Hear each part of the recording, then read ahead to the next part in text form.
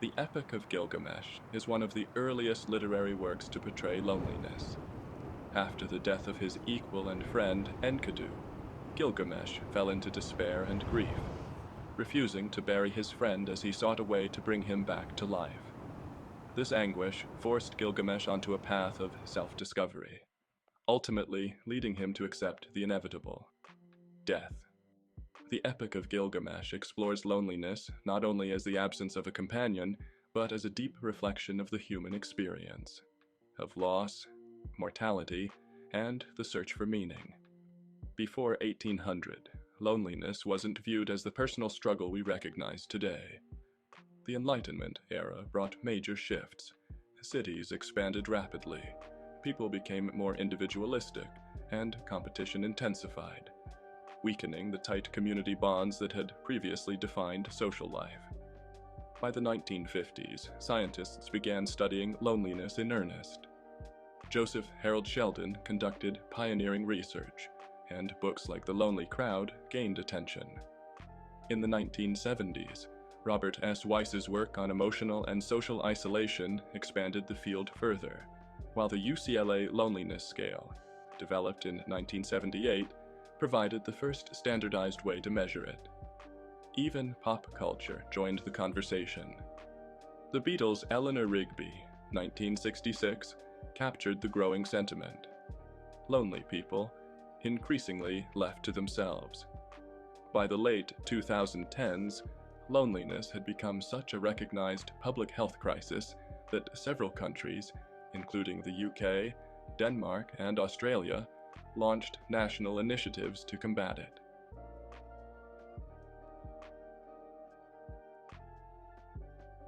But what exactly is loneliness? Is it a physical state or a mental one? The answer is actually the latter. While being alone can sometimes be associated with loneliness, being alone simply means being by yourself. If you consistently enjoy your own company, it's a good sign of a healthy relationship with yourself. In contrast, loneliness is the feeling of being alone or disconnected from others, even if you're surrounded by people. It's the sense that your true self isn't seen or understood, either by others or sometimes even by yourself. Loneliness can be transient or chronic. Transient loneliness, while unpleasant, is usually short-term. In many cases, it serves a purpose, motivating us to reconnect socially, much like hunger drives us to eat. Chronic loneliness, however, is a far more insidious force. When social isolation persists, it fundamentally changes how we perceive social interactions. The brain shifts into a state of hypervigilance, activating its threat detection systems and flooding the body with stress hormones. This biological response doesn't just harm social connections, it impacts physical and mental health as well. Physically, chronic loneliness increases the risk of heart disease, high blood pressure, and weakened immunity. Over time, it can even shorten life expectancy, with some researchers comparing its impact to smoking 15 cigarettes a day. Mentally, loneliness is deeply tied to depression, anxiety, and even cognitive decline. The persistent stress it causes can make emotional regulation harder, trapping individuals in a cycle of isolation and distress. What starts as a defense mechanism meant to protect ends up sabotaging future connections. Without intervention, people can become trapped in a downward spiral. Loneliness breeds more loneliness, leading to profound physical and psychological consequences. How did we get here? The loneliness epidemic began long before COVID or the rise of social media. Historically, humans lived in closely knit, interdependent communities. Disconnection was rare and often temporary. But over the last century, industrialization, capitalism, and increasing social fragmentation have drastically reshaped our environments, making isolation a common experience. As more people live alone and prioritize individualism, loneliness has emerged as a byproduct of societies focused on personal achievement over communal bonds. Research shows that individualistic practices and values have grown globally, increasing by about 12% since 1960. Interestingly, countries with the least socioeconomic development often maintained collectivist values. Yet China, despite its economic growth, saw a decrease in individualism, a pattern that highlights the complexity of socioeconomic influences. Financial pressures exacerbate loneliness. Wages haven't kept up with inflation, forcing many to work longer hours or juggle multiple jobs. Even then, covering basic needs like housing can be challenging, prompting relocations away from established communities. Rising costs discourage social interactions, with people cutting back on outings to stay within their budgets. A BBC study found that people in individualistic countries report more loneliness than those in collectivist nations. Interestingly, younger people report higher levels of loneliness than middle-aged individuals, who, in turn, feel lonelier than older adults. The poor urban design also plays a role. In car-dependent cities, owning a vehicle isn't just convenient. It's often necessary for work and social connections. Suburbia, with its sprawling layouts, can isolate residents from commercial and social hubs, turning even simple errands into tedious journeys. Meanwhile, third places, low-cost or free spaces like cafes, pubs, or parks where people can gather, are disappearing. This loss reduces opportunities for casual, organic interactions that build community. Even countries with excellent infrastructure, like Japan, aren't immune to loneliness. Despite having world-class public transport, cultural factors such as work pressures and the lingering effects of the 1990s lost decade contribute to social isolation. This has given rise to the term hikikomori, referring to people who rarely leave their homes. Italy and other countries face a similar issue. Economic instability drives young people to migrate to larger cities or abroad, further fragmenting communities. The COVID pandemic only deepened this crisis. Quarantines forced many to confront their isolation, sparking a stark realization for some. They felt really lonely. Remote work, a product of the pandemic, has its pros and cons. While some miss the camaraderie of the workplace, others appreciate reclaiming time once lost to long commutes, and having the freedom to live their life anywhere in the world. This newfound freedom can be spent with loved ones, or on leisure activities that foster social connections. However, remote work comes with challenges. Workers traveling the world may feel isolated without meaningful relationships, requiring them to step out of their comfort zones to connect with others.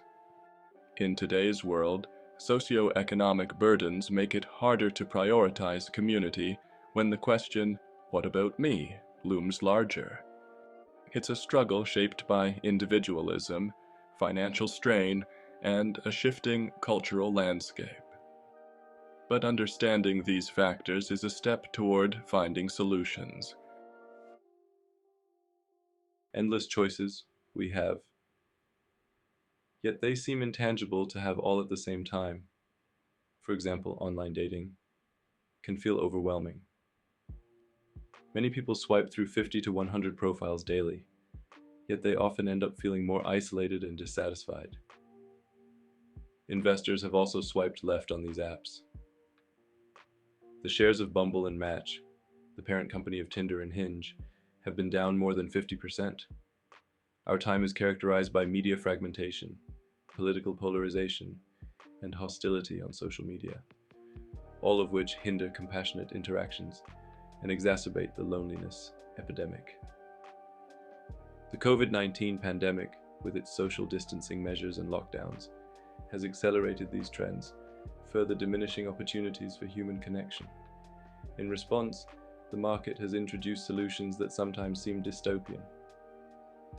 Platforms like Rent-A-Friend allow users to hire platonic companions for $40 per hour, while professional cuddlers charge $80 per hour for human touch. Wallace has been having cuddle therapy sessions with Jasmine for a year. Is loneliness something you deal with? Yeah, I work a lot from home. Yeah, definitely loneliness is a bit of an issue. Yeah, Does the it's a touch problem. therapy help with addressing that? Yeah, I found myself being nervous in certain cases, whether people were very close, like moving in too close or taking up my space, or even being touched. And I wanted to find a way to not have that threatening anymore. Jasmine says there are clear boundaries and consent with her patients. So how does it work for you? When someone walks through the doors, what do you do? I first do a consultation. I want to know what piqued their interest about touch and cuddle therapy. I want to know what their touch history is. There's clear understanding of having agency over your body in the session. At no point am I going to touch you in a way that you're not comfortable with or that you're not curious about, and vice versa. So the boundaries are rigid boundaries. There's no touching anywhere bathing suit covers. Seeing a professional cuddler isn't for everyone. Experts warn that if cuddle therapy ends abruptly, there can be feelings of abandonment, rejection, loss, and even despair. Jasmine acknowledges that while her job may sound strange to some, she says she has seen how her work has helped people like Elliot. It gives me the idea of who I am and to be more open and vulnerable with people. When you look at the data, boys are less likely to report close friendships compared to girls. That seems to continue throughout the lifespan, and that hasn't always been acceptable for men to talk openly about their feelings.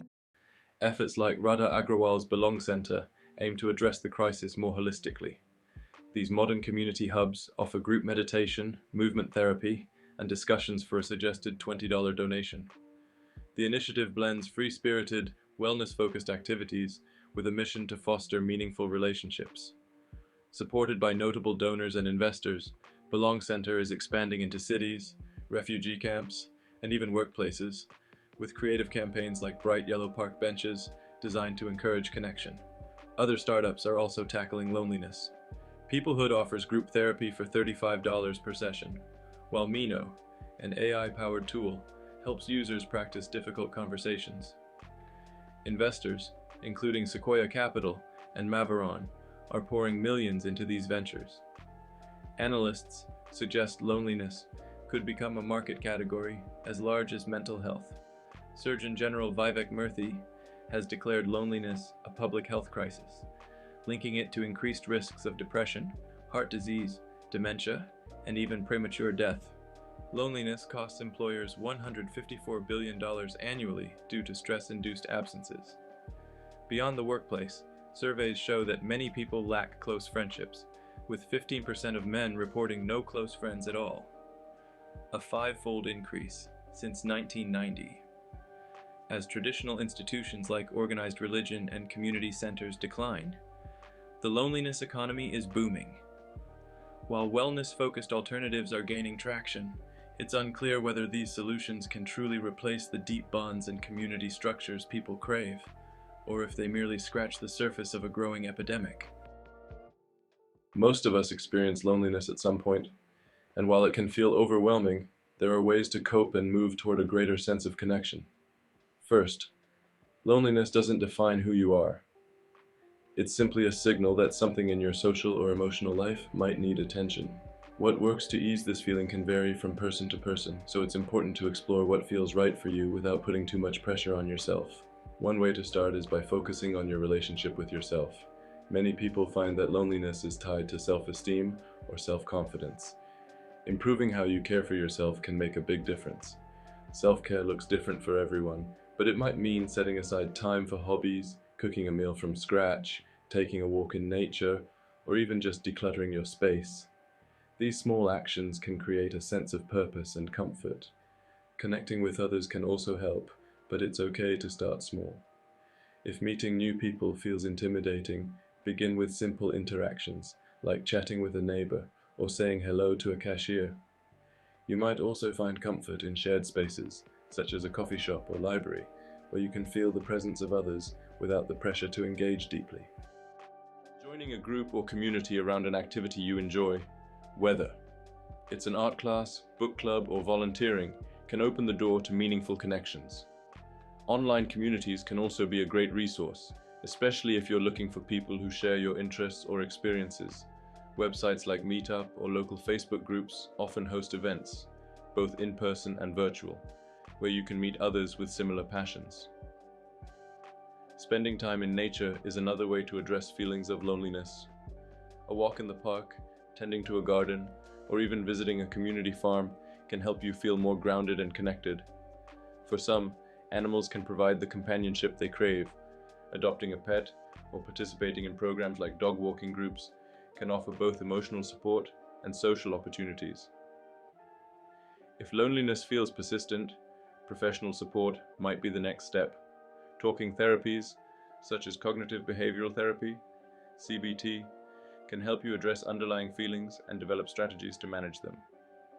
Therapy can also help if social anxiety or depression is contributing to your sense of isolation. It's also crucial to remember the importance of perspective. Social media often shows an idealized version of life, making it easy to feel like everyone else is happier or more connected. But these snapshots rarely reflect the full story.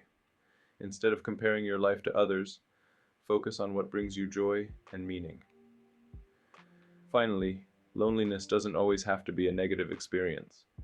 For some, it can be a moment to reflect, grow, and reconnect with what truly matters. Whether it's spending time with others, engaging in self-care, or seeking professional help, there are many ways to address loneliness and find a sense of belonging again. The journey might take time, but every small step matters, and you don't have to face it alone.